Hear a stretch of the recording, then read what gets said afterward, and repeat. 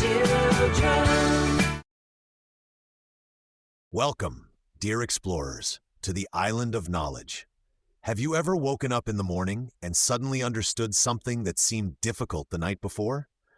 Today I told you about what happens in your heads while you sleep soundly, and why a pillow can be a student's best friend.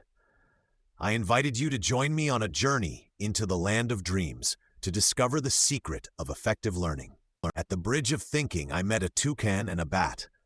The toucan said that to learn, you have to sleep with a book under your head because knowledge evaporates from the pages and soaks into your ear like water into a sponge.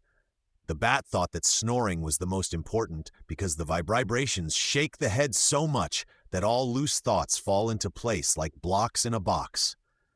Their ideas made me laugh, so I explained to them that it is not the evaporation of letters or mechanical shaking, but the complicated work of neurons that organizes our memory. In the stone circle, I met an elephant and a turtle.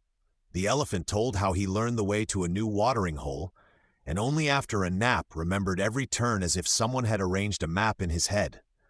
The turtle added that he noticed the same when learning to recognize edible seaweed.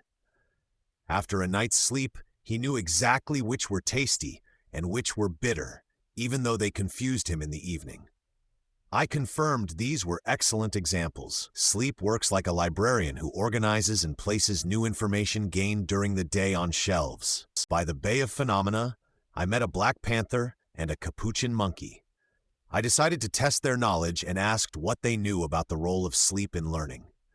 The black panther said that during sleep, the brain replays and strengthens nerve connections formed during learning, transferring information from short-term to long-term memory.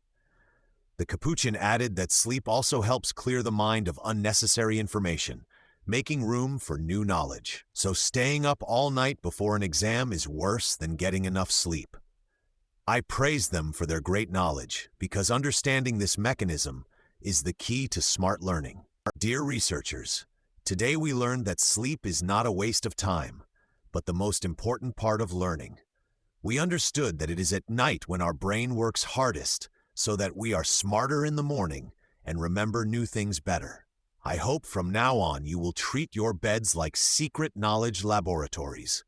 See you on the next exciting journeys across the Island of Knowledge.